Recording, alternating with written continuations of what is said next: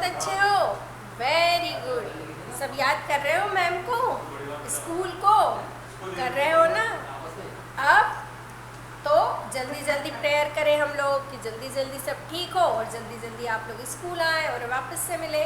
तो सब मैम के साथ हाथ जोड़े, आंखें बंद करें और दोहराएंगे। गुरुर्ब्रह्मा गुरुर्विष्णु गुरुर्देवो महेश्वराय गुरुर्साक्षात् परब्रह्म तस्मै श्री गुरुवे नमः। धन्यवाद। तो बच्चों, हम लोग अभी हमारा चल रहा है चैप्टर मेरी केरल यात्रा, है ना, जिसका हमने पाठ पढ़ा, फिर उसके शब्दार्थ लिखे, प्रश्नोत्तर लिखे। आज हम बात करेंगे इसकी एक्सरसाइज की। तो सभी लोग अपनी पुस्तक निकालेंगे, पुस्तक का पेज नंबर 41 निकालेंगे, है ना। तब तक पेज नंबर पहले 40 पे आ जाइए। थोड़ी सी बातें कर लें। हमारा देश देखो बहुत सुंदर है। यहाँ अलग अलग भाषा, बोली, धर्म के लोग रहते हैं, फिर भी सब मिलके रहते हैं, है ना। और आप लोग ये अलग अलग स्थानों पे घूमने जाते हो, वहाँ की हर चीज़ के बारे में जानकारी लेते हो। वहाँ पे अलग अलग पहनावा होता है, खान पान अलग होता है ना। और उनकी जो वहाँ की जो जलवायु होती है वो भी अलग होती है। जलवायु में समझते हो ना, कहीं पे जाते हैं तो बहुत ठंड लगती है, कहीं जाते हैं तो बहुत गर्मी होती है। फिर हर जगह की अलग अलग बोली भाषाएं होती है, वहाँ के पहनावा अलग होता है। तो इससे उसकी क्या होती है, पहचान होती है।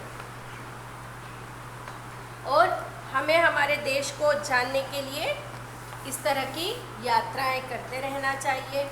मैंने आपको बताया ना कि घूमने का मतलब क्या होता है, कि हमें हमारे देश की जानकारी लेना और वहाँ की सारी विशेषताओं के बारे में जानना कि यह स्थान क्यों प्रसिद्ध है, वहाँ की क्या क्या चीज़ें प्रसिद्ध है। फिर आपके घर में आपके दादी दादा, है ना, चाहे आपसे दूर रहे, नानी नाना, लेकिन हमें उनका क्या करना चाहिए, हमेशा सम्मान करना चाहिए। बड़ों का क्या करना चाहिए, सम्मान, है ना। आप उनके साथ कैसा व्यवहार करते हैं, अगर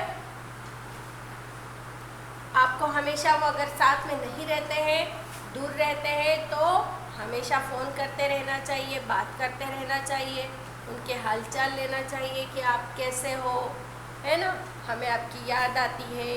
आपको पता है जो दादी दादाजी, नानी नाना जी होते हैं ना, उनके पास बहुत सारे अनुभव होते हैं, वो आपको बहुत अच्छी अच्छी बातें बताएंगे। तो हमेशा जो भी बड़े हैं, और भी आपके बड़े मम्मी पापा, मामी मामा आजकल बहुत दूर दूर रहते हैं ना, लेकिन हमें उनसे फ़ोन से बात करते रहना चाहिए। आपको वहाँ की जानकारी भी देंगे और भी अच्छी बातें बताएंगे। अब आपको पता है कि पत्र लिखना कुछ सालों से बंद सा हो रहा है ना, फिर भी मैं आपको पत्र लिखना सिखाऊंगी कि किस तरह पत्र लिखा जाता है। और बहुत पहले तार चलता था। क्या होता था कि अचानक से कुछ बहुत अच्छी खबर होती थी, खुशी की या दुख की, तो तार के माध्यम से एक दूसरे को खबर कर दी जाती थी और वो तुरंत मिल जाता था कि आपके यहाँ ऐसी दुखद घटना हो गई, आपके यहाँ ऐसी खुशखबरी है, तो व्यक्ति को तुरंत समाचार मिल जाता था।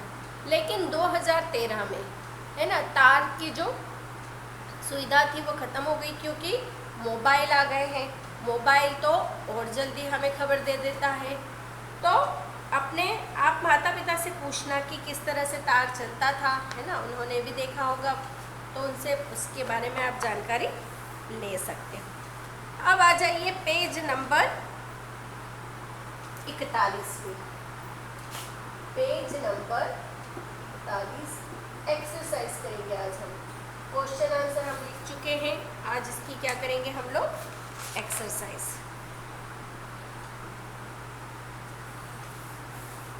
हमने शायद इसके सही विकल्प नहीं किए हैं, तो पहले पेज नंबर 39 पे आ जाइए, है ना, पेज नंबर 39।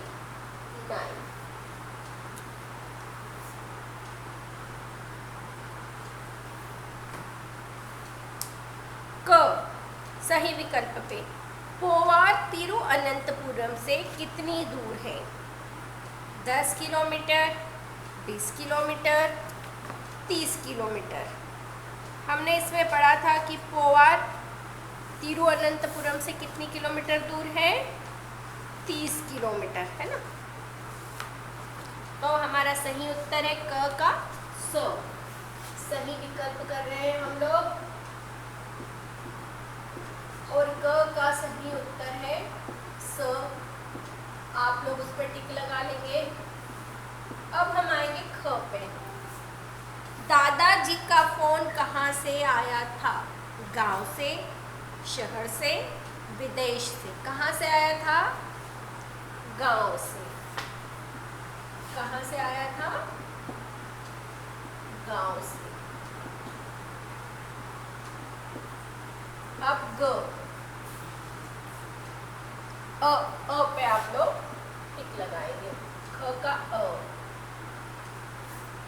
तिरुअनंतपुरम से पोवार के लिए सब कैसे रवाना हुए? रेलगाड़ी से, बस से, कार से। सभी को पता है कैसे गए थे सब लोग? रेलगाड़ी से, है ना। कभी भी हम लोग लंबी दूरी पे जाते हैं तो कैसे जाते हैं? रेल के द्वारा या फिर प्लेन के द्वारा, है ना, एरोप्लेन में उड़ के। पोवार से होते हुए कौन सी नदी बहती है? गंगा, यमुना, नैयार। घ, कौन सी नदी है? हमने सुना था ना, नैयार। तो घ में स पे सही का निशान लगाएंगे, नैयार नदी। सब लोग ये निशान लगा लीजिए। अब आ जाइए इसके बाद प्रश्न 4 पे। पाठ के अनुसार वाक्यों को सही क्रम दीजिए। इसके बाद हम लोग आ जाएंगे प्रश्न नंबर 4।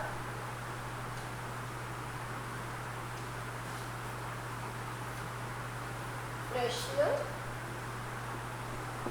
4, पाठ के अनुसार वाक्यों को सही क्रम दीजिए। अब इस प्रश्न को आपको मैं होमवर्क दे रही हूँ ताकि आप पाठ अच्छे से पढ़ें, है ना, और इसे करें। आपको ये प्रश्न के यहाँ पे आप लोग होमवर्क लिख लीजिए और इसको क्रम आपको खुद को देना है ना। 1 2 3 4, है ना। यह स्वप्नलोक की सैर जैसा था। हम सब दिल्ली लौट आए, सब भद्रकाली मंदिर देखने गए। कौन सा कार्य किस नंबर पे हुआ उसे आपको 1 2 3 4 करके लिखना है ना। सबसे पहला वाक्य में 1, दूसरे वाक्य पे 2, फिर 3 4 5। तो ये आपको पाठ अच्छे से पढ़ के इसे सही क्रम में जमाना है, ठीक है। सही क्रम आपको लिखना है नंबर, और इसके कठिन शब्द भी छाट के लिखना है। अब आ जाएंगे हम लोग पेज नंबर 41। इस पे आ जाएंगे पेज नंबर 41।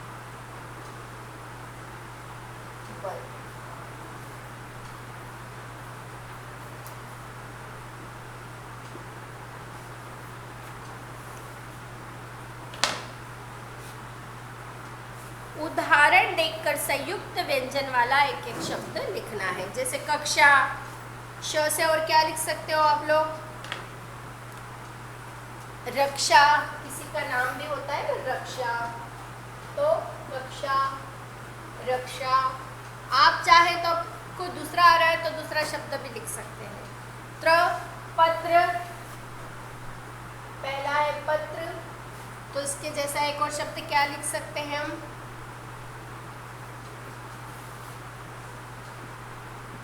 त्रिनेत्र भी लिख सकते हो, त्रिशूल भी लिख सकते हो, त्रिभुज भी लिख सकते हो। फिर ज्ञानी के साथ में हम ज्ञान का क्या बना लेंगे? विज्ञान।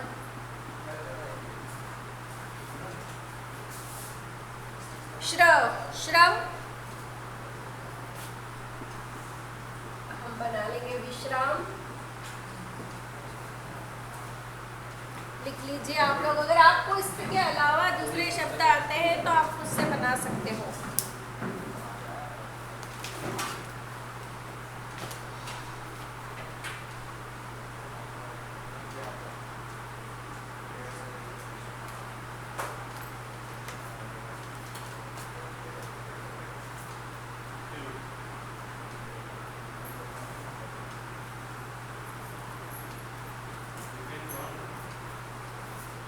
लिख लो सभी ये।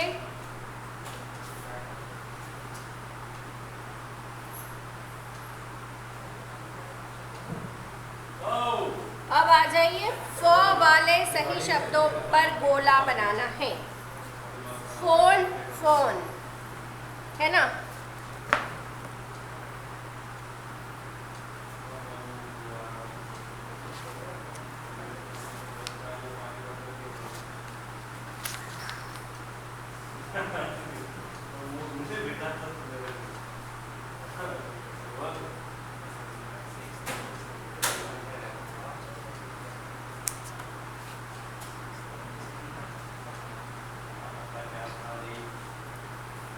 फोन, फोन पहले वाला जो फोन है इस पे हमें सही गोला लगाना है। प्रश्न 2, सफल, सफल, फ सफल, सफल जो सही है उस पे गोला लगाएंगे, है ना। फसल, फसल,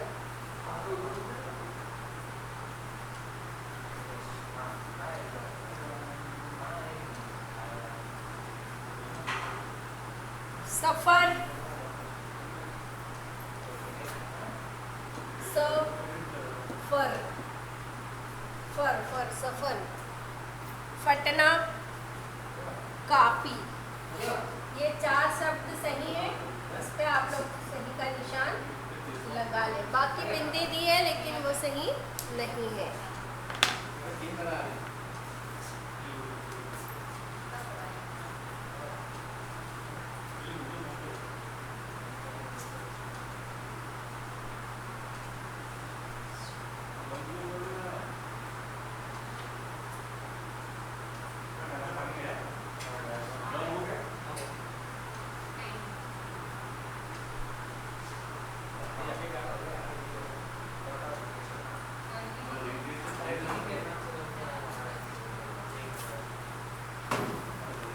ये 4 शब्द सही है, इनके नीचे बिंदी आएगी। फोन, सफल, सफर, काफी, बाकी नहीं आएगी।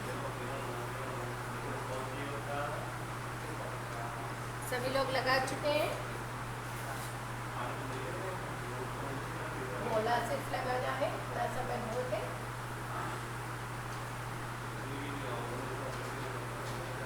अब हम आएंगे प्रश्न 3। कुछ शब्द काम के करने या होने के बारे में बताते हैं, वह क्रिया होते हैं। जिन शब्दों से हमें काम का होना या करना पता चलता है वो क्रिया कहलाता है। नीचे दिए गए शब्दों में काम वाले शब्दों पर गोला लगाना है जिनसे हमें काम का पता चलता है। खाना, पीना, सोना, पढ़ना, हंसना, रोना, गाना, लिखना, दौड़ना, उछलना, कूदना, है ना, बनाना, ये सब क्या है, आना जाना, ये सब क्रिया है, क्रिया शब्द। तो अब हमें क्रिया शब्दों पे क्या लगाना है, गोला। अब यहाँ पे दिया है बुलाना, बुलाना क्रिया है, हाँ। रेलगाड़ी क्रिया नहीं है, गांव भी नहीं है। बताना, इसके बाद हम लगाएंगे बताना। जाना, ये किस पे लगाएंगे, जाना। दिल्ली, दिल्ली नहीं है क्रिया, दिल्ली एक शहर का नाम है। जागना, पहुंचना, पहुंचना। फिर है यात्रा, चाचा, ये क्रिया शब्द नहीं है। कितने शब्दों पे आप लोग गोला लगाएं?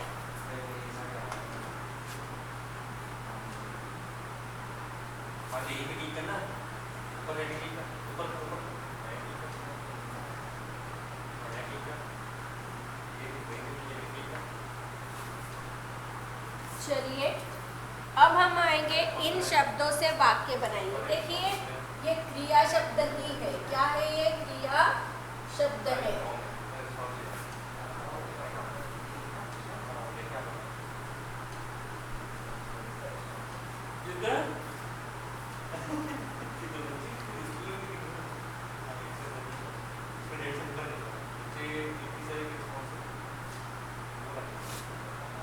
इन शब्दों से वाक्य बनाना है। आना, देखना, थकना, रहना, ये सब शब्द क्या है? क्रिया शब्द है। क्या है?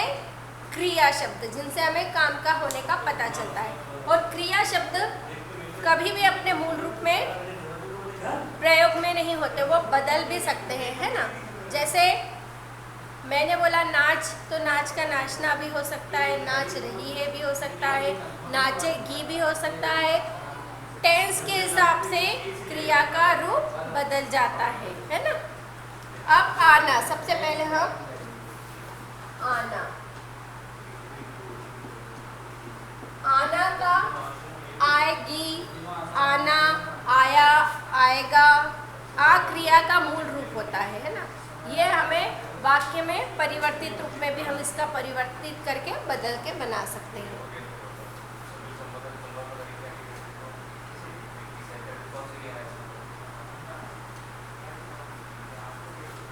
राम कल आएगा। देखिए आ क्रिया का मूल रूप होता है, उससे हम काल के हिसाब से, टेंस के हिसाब से उसका रूप बदल सकते हैं। देखना,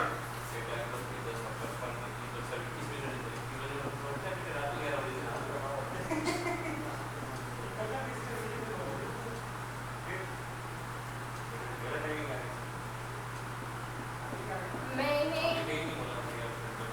कल मेला देखा, है ना। इस तरह से क्रिया अपने मूल रूप में रहकर परिवर्तित हो जाती है ना। थकना,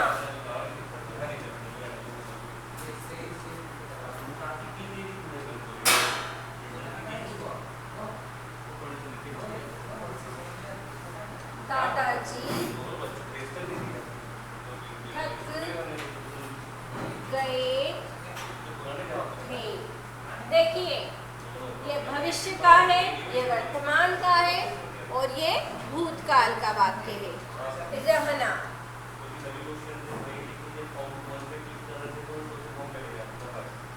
मेरे मामा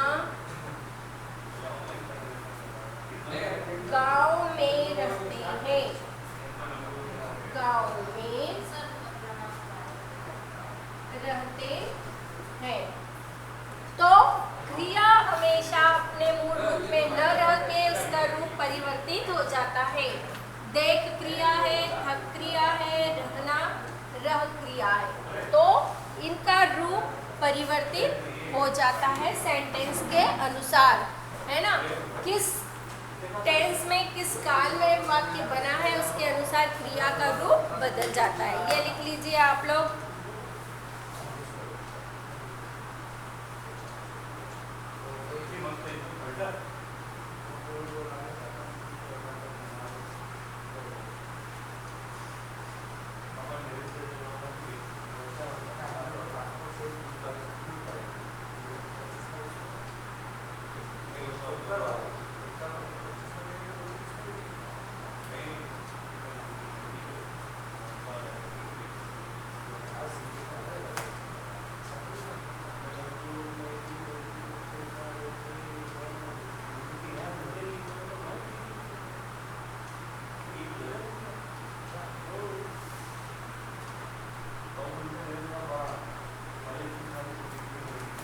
तो इस तरह से ये आप वाक्य लिख लीजिए अपने आपने देखा कि क्रिया अपने मूल रूप में न रह के क्रिया के जो शब्द है इधर परिवर्तित हो जाते हैं, टेंस के अनुसार होता है ना।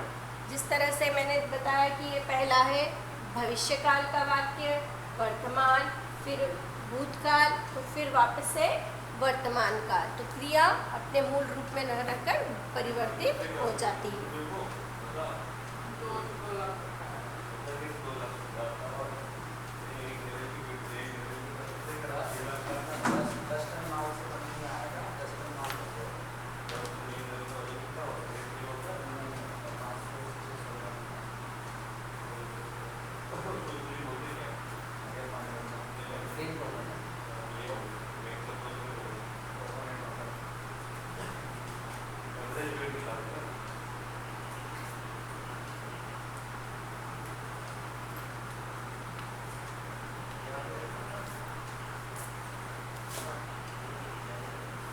आप अगर समझ गए हो तो अपने मन से भी बात के बना सकते हो, कोई दिक्कत नहीं है ना।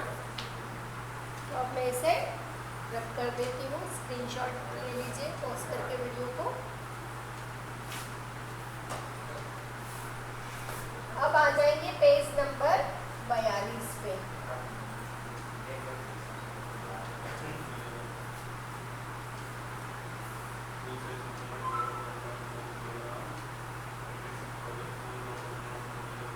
अब आप आ जाइए पेज नंबर 42 पे।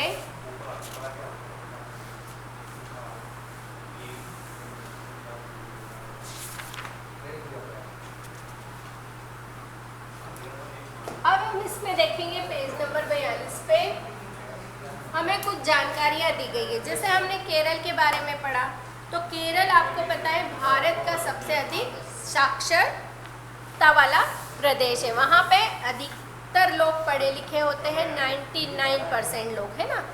तो सबसे एजुकेशन के बारे में देखा जाए तो सबसे अधिक एजुकेटेड लोग केरल में ही है। केरल को मसालों का प्रदेश भी कहा जाता है ना। सबसे अधिक मसाले की खेती कहाँ होती है? केरल में होती है। केरल में मलयालम और अंग्रेजी भाषाएं बोली जाती है। केरल की भाषा कौन सी है? मलयालम। केरल को नारियल का प्रदेश भी कहा जाता है ना। सबसे अधिक नारियल पानी कहीं होते हैं तो कहाँ होते हैं? केरल में होते हैं। केरल में पुरुषों से ज़्यादा महिलाओं की संख्या है ना। सबसे अधिक वहाँ पे देखा जाए तो पुरुषों की तुलना में महिलाएं अधिक हैं। और अगर हम वहाँ जाते हैं तो आप देखते हैं ना, बहुत नारियल पानी की दुकानें होती है। वहाँ की जो वेशभूषा है, वहाँ का जो खान पान है वो भी अलग होता है। अधिकतर वहाँ के लोग आपको इडली सांभर खाने को आपको मिलता है ना, साउथ का खाना होता है जिसे हम लोग भी बड़े चाव से खाते हैं। तो वहाँ का त्यौहार है ओणम है ना। और वहाँ पे एक रंगोली दी गई है। आप इसमें अपना ओणम पे इस तरह से वहाँ पे रंगोलियाँ बनाई जाती है। तो इसमें एक रंगोली का पिक्चर दिया है, इसी में आप कलर करें। अब ये तो हमने केरल के बारे में जाना। इसी तरह आपको हर स्टेट के बारे में पता होना चाहिए, है ना। जैसे आप वहाँ गए तो आपने वहाँ की विशेषताओं के बारे में क्या क्या देखा सुना। अब लेखन कौशल की बात की जाएगी। चित्र पहचान कर आपको ये 2 पिक्चर दिए हैं और इनके बारे में 3-3 वाक्य लिखना है। तो आप लोग चित्र को देखें और 3-3 वाक्य बनाएंगे। ये आपको अपनी पुस्तक में खुद से करना है। इसे होमवर्क क्वेश्चन 2 को आप लोग होमवर्क कर लीजिए। ये आपको खुद से करना है। तो इस तरह से आज हमारा पाठ 6 मेरी पहली केरल यात्रा संपूर्ण हुआ, समाप्त हुआ, ख़त्म हुआ, है ना। इसको हमने 3-4 दिन अच्छे से पढ़ा। इस पाठ को आपको अच्छे से पढ़ना है ना। और इसके कठिन शब्द छाट के आपको अपनी क्लास वर्क कॉपी में लिखना है। इस तरह से आपको एक होमवर्क अपनी पुस्तक में करना है और एक अपनी क्लास वर्क कॉपी में करना है। तो तब तक के लिए सभी को अगली क्लास में फिर मिलेंगे। Bye bye.